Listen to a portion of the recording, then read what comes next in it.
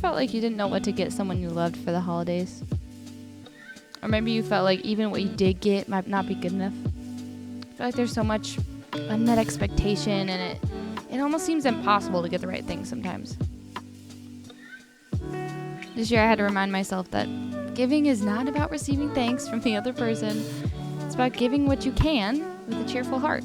So I decided to make this gift for my sister. It was a painting, her in the woods. It was a 2-day process, but it was so much fun. I just loved everything about it. So here we go.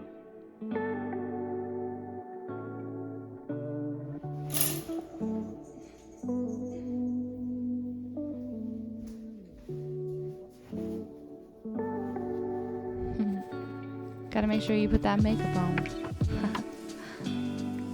This is the beginning of the first day. And I was really excited to get this painting going. But I knew that if I put on some makeup, that I would feel like I had started the day right. So that's what I did. Did my hair, did my makeup. My hair was done before this, so you couldn't really see that, but here's my makeup.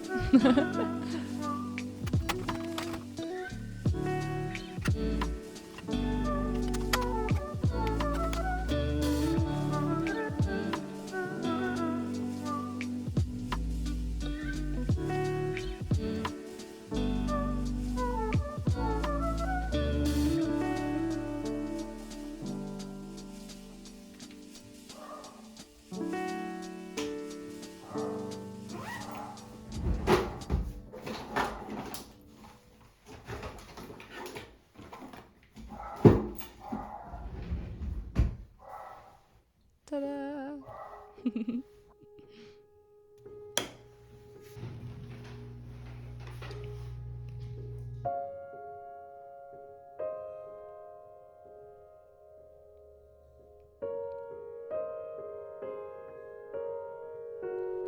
I'd been thinking about this painting for, oh gosh, probably like 3 weeks before this.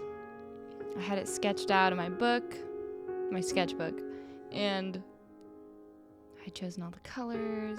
I was so excited to paint this. But for a while, I didn't know if I was going to. I felt like if I paint one person something, then isn't that unfair to everyone else? Shouldn't I paint everything for everyone?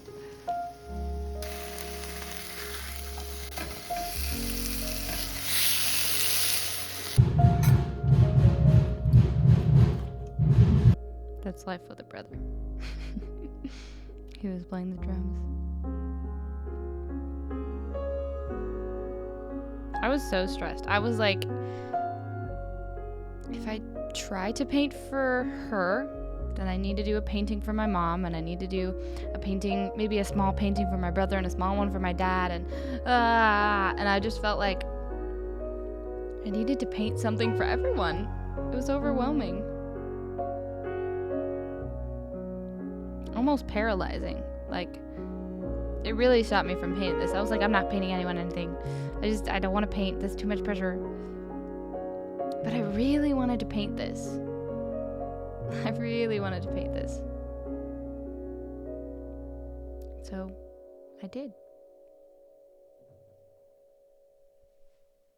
It is day 2, and we have a lot to work on. So, what I've kind of already done is... Hold on. What are you barking at? What you barking at? Where are you barking at? What? What is it? What is it? What do you see? Oh my goodness. I don't see anything. You just want attention? You want some love? So I'm making this for my sister. So I had a thought. I'm trying to make this her, maybe walking in a forest, and I'm gonna add like a plant. It's gonna go right there by her hand.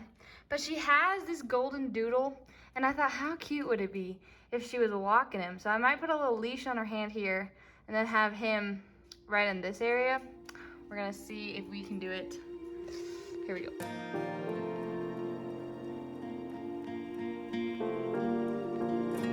So when I was working at Painting with a Twist, I learned how to paint animals and like draw them. And I didn't know like how to do that before. Here is the doggo I'm gonna add. He's so cute. One of my coworkers told me about like breaking up animals or people into shapes. So it's not a dog that you're drawing, it's a circle for the head and a rectangle for the neck and some ovals for leg joints that are coming together, and it really helped me figure out how to master the shape of an animal. And so that's what I did here with Rusty. I had a picture of him from probably like 3 years ago when he was just grown. He was a puppy, but he was just growing into his full size. And we had taken him to this cave in Superstition Mountains with my cousin in Arizona. That's where she lived at the time. And he was so excited. He was like, we could go on a walk, we could go on a run. And so this is him walking around, kind of sniffing stuff.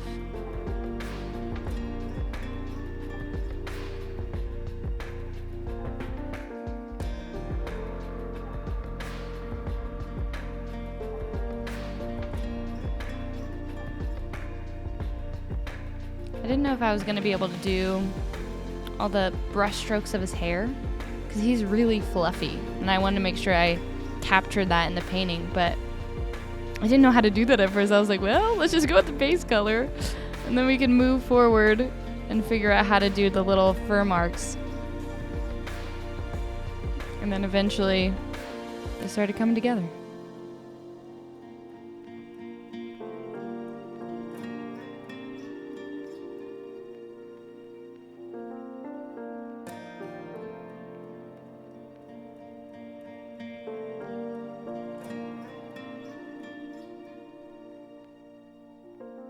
Okay, so I just ate lunch, and I took a little bit of a break, but I want to show you guys a little bit of the progress before I jump in to the last little bit of today.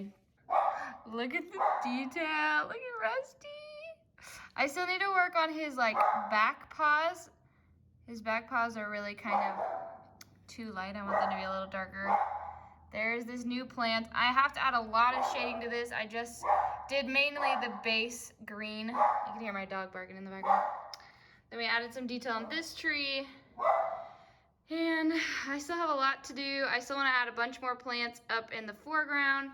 And I want to add more light streams throughout like the middle. I want it to be more of like actual white light, maybe yellow light coming down on them.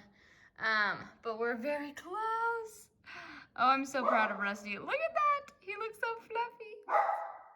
I'm so excited. We're almost done. Woo! It's beginning to look a lot like Christmas. Soon the bells will part, and the thing that'll make them ring is the holly that you bring on your own front door.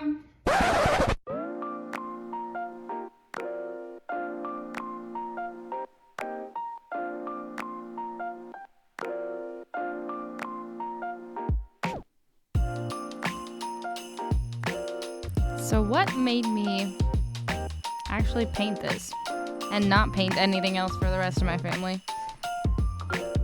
I think it was the fact that I wanted to give it. I felt obligated to give it to everyone else, but this one was an obligation. It was like a gift. It really was a gift.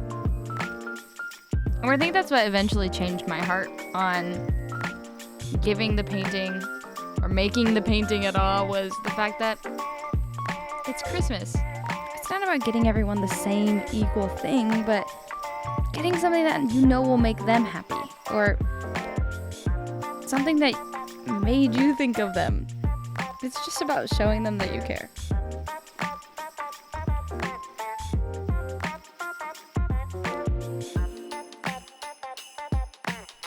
At this point, I was just kind of wrapping up all those last minute details, making sure everything was perfect. As I do. It was so fun.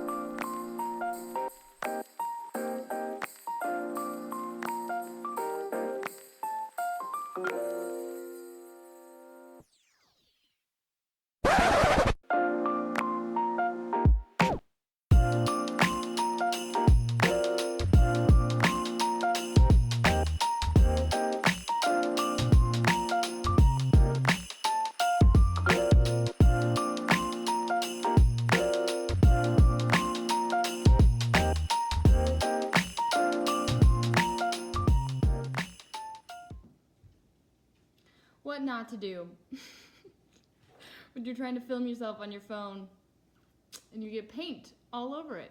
It's great, it's great.